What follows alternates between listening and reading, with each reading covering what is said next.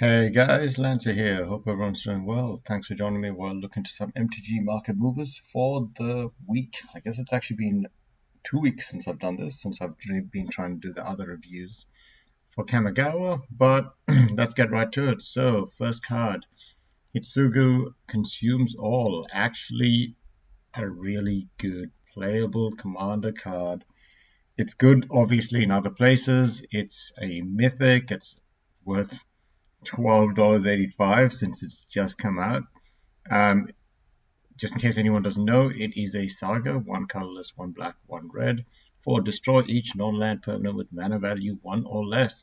Now, the reason why this is good in Commander is because at almost any time in the game, 1 mana cards are going to be out in the field.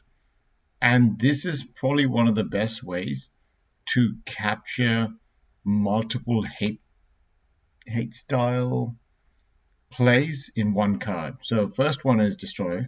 The next one is Exile all graveyards, perfect for anti-graveyard decks. And the last one is Exile the Saga, return to the battlefield transformed under its owner's control. And does it let me do the transforming? I don't. Oh god. I'm blind. I can't see where it actually shows me what the transformed card is, but it's a creature. It's okay. But I think the main thing to remember is it does so many things for 3 mana. And we might check it out in Mtg Goldfish because I just want to see what the other side says. But this is a good pickup and certainly a card that a lot of people would want in commander decks, especially the ones that are a bit more fast or low to the ground. Next, Urborg Justice, Weatherlight, 2 black for an instant. Target opponent chooses and buries a number of creatures he or she controls equal to the number of creatures put into your graveyard from play so far this turn. It is an instant speed. And they bury it? No, I think bury is sacrifice. Yep, so sacrifice. It's an instant speed. God, I'm drawing a blank, but there's 3 different cards that I know that all do the same thing, which is whenever one of your creatures dies, everyone else, each opponent sacrifices a creature, but this one is specifically one opponent. But in a creature-specific deck, this is actually really good. It's a reserve list card. This may have been one of the better reserve list cards to pick up. I know it was starting at $9, and I know just before that it was $1.84, but we know what the craze is right now, so no doubt this would have been a good pickup in the past, and it certainly is an okay pickup if you want to play it in that kind of deck. If people really complain about this card and where it came from, it's a $9 card. That was $1 just a year and a half ago, so it's one of those things where, sometimes prices aren't equal to powerful cards. They're just playable. Swamp, the Dracula Land Secret Lair series. Sorry, I almost choked myself. Actually pretty cool, especially in foil. I did not get this because I just don't want any more of these basic land cards. I feel like the value is there if you want to go for a thematic vampire deck. It's just unfortunate right now that the best 3-color vampire is Edgar Markov, and he is probably also the most boring vampire that you could use as your commander. Next, Silent Blade Oni. Now, I have this card. I didn't expect it to spike up like this, and this card was not expensive just a while back. So, it's right now $24.99, average market price of $12.88, and just 2 years ago it was $2. Now, I understand that quite a few...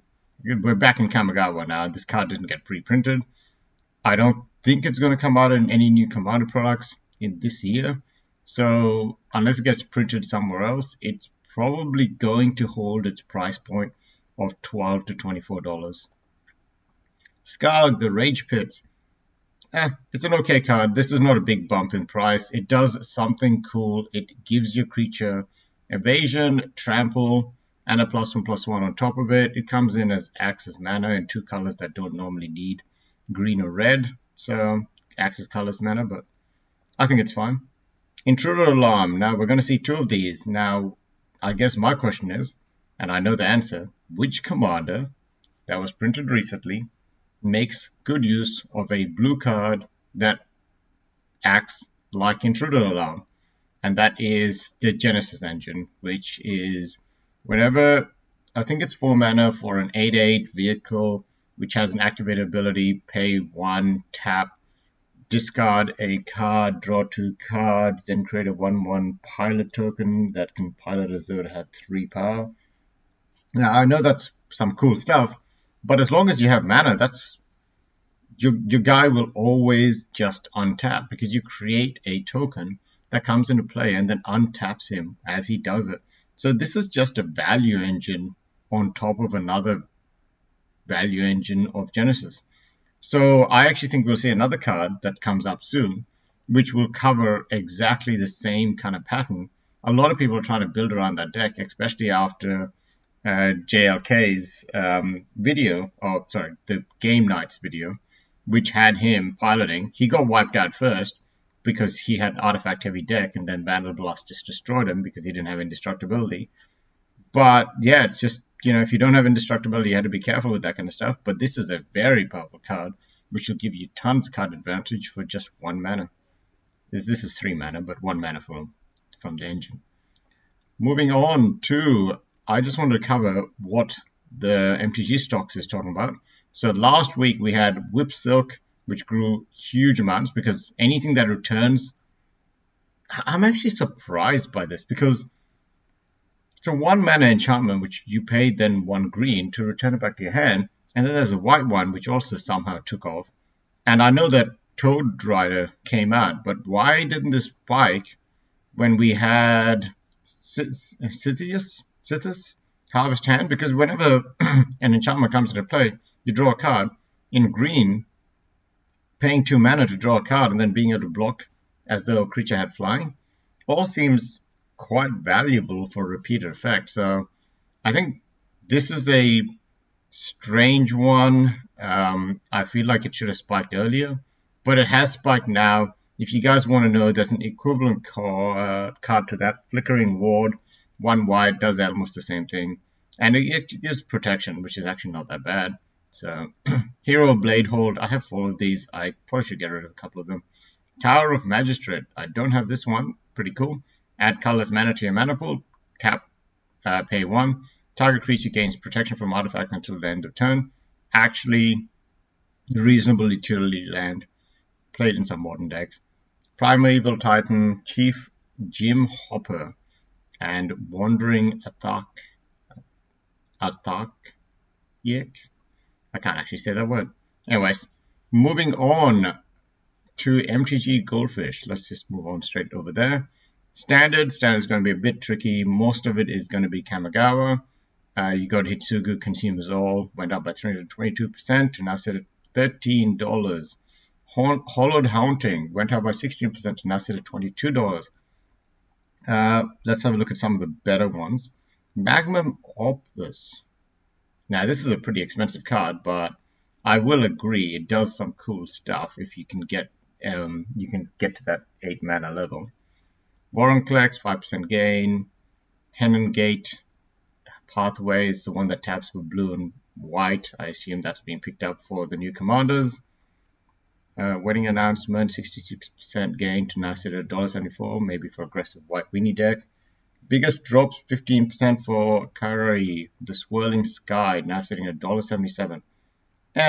Really, I'm surprised, but I'm also not surprised. It's 6 mana for a flying 6/6 with Ward 3 that does some cool stuff when it dies, like returning any number of non-land permanents with total mana value of 6 or less to their owner's hand, or milling 6 cards and returning up to 2 instants or sorceries from your graveyard to your hand. Both of them are pretty decent effects, but things have been pushed so far that unless things are like completely broken, it's just not going to be picked up. Even Jinga Taxes is dropping by 7% to now sit at $16.89. Moving over to Pioneer. So Pioneer, Temporal Trespass, 30% gain to now sit at $20. Setsun Champion, of course, whenever a enchantment comes into play, put a +1/+1 counter and draw a card. Amazing value. 67% gain to now sit at $7. Lord of the Void, card I haven't seen in a long time, but is sitting in my Kalia deck, or was sitting in my Kalia deck. Probably not there anymore. $20, 16% gain. Heliod's Intervention, a really good card. I don't know if I have any of these, but they're really good in Commander, especially in mono white and two-color white decks. 685, 56% gain. Aurelius Fury, 549, 68% gain as well. It's got X damage divided between targets, so that lowers the cost based on some effect, I think. That's been coming out in Kamigawa. Emrakul, The Promised End, 4% gain, nothing crazy. Destiny Spinner, 33% gain for 550. I feel like I have these cards, but maybe I should take more care of them because, yeah, back when I was playing Theros, they were okay, but not something that was heavily picked up on. Consular Dreadnought, obviously for the vehicles deck, very, very powerful vehicle for just being 1 mana for a 7/11 crew 6, so you can do crew in 2 turns. Quite insane, but no keywords on it. Kyla, Wind's Fury, a good fun deck if you want to play around. You can go multiple different ways with this deck. 722, and Untitled Chapter, 17% gain for 788. Biggest drop, 11% drop for Rhythm of the Wild. And moving over to Modern, we got Intruder Alarm, obviously, 27% gain to now sit at $94. The next one was Unwinding Clock. Oh, sorry, I actually wanted two. I'll just open this one up so we know what the other side is. Unwinding Clock and Intruder Alarm pretty much do the same thing for that certain deck. Both of them give you value with your commander every turn or multiple times in your turn if you want. Blightsteel Colossus, 89.97 for 7% gain. I am not 100% sure on why Blightsteel Colossus is still moving up. I assumed that after its reprint from Modern Horizons, wait, not Modern Horizons, Double Masters, I think. It was printed in Double Masters, wasn't it? Yeah, Double Masters. So Double Masters, so Mirrodin Besieged is even more expensive than Double Masters. I'm pretty sure I must have that version. I don't think I have mine's in foil. I have to go check. But it's a good card. It's being played in a lot of Commander decks. $91,000 for a Blue Tinker vintage deck. But yeah, not too sure. Is it being picked up in elsewhere? Like Vintage and Commander, okay, I understand, but it was always big in Commander, and unless the Vintage is new, I just didn't expect it to be. Moving over to Daybreak Coronet. Great in modern decks where you just want to go for a hexproof enchantment creature and then smack face with it. Just remember to protect your hexproof with a sacrifice outlet, because that's one way they can get around it. But then again, the new phase shift card in Commander is a really good way to get around anything. So, if you want to get some of those, that's good value. They're like $3 now, so I'd probably say pick up a few of them unless you really don't want to. I have alternative ways now, but in the past I would have picked up at least one or two. Painter's Servant. 2 colorless for a 1/3 artifact creature Scarecrow. When it comes into play, choose a color. All cards that aren't in play, spells and permanents are the chosen color in addition to their other colors. It's cool. It's a useful combo card.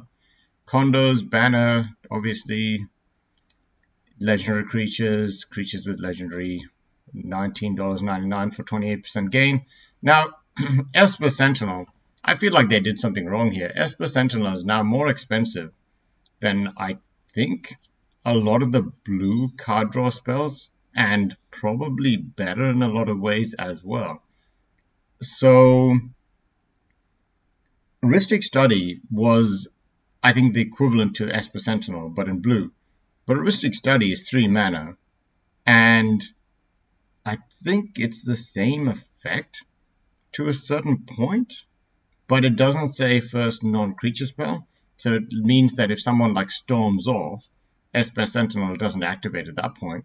But personally, I think Esper Sentinel is better for a turn 1 play than almost anything else you can do in almost any deck that has white.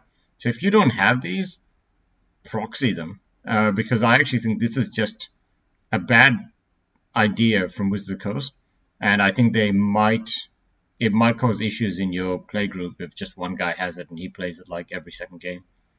Urza's Lord High Artificer obviously still going up, but it's being played in a lot of other places other than Commander. I personally think decks like this just don't interest people enough to pick them up in Commander. Round 6, 2% gain, and Hoden of the Life's Web. Literally all of the Hodens are going up in price. This is just another one which went up by 48%, and I said it's 782, especially since some of these are actually better than the new ones that got printed. Biggest drops, nothing over 10%, but you got Shizu Death's Door, which is okay for a utility land that produces a swamp. It's a legendary land, so it doesn't actually say swamp, but you know, it's still pretty good. 9% drop to now set at $36.95. Anyways, guys, thanks for watching. I'm going to have a look at the dual lands in a separate video and see how all of them are doing. Anyways, have a good day and see you later.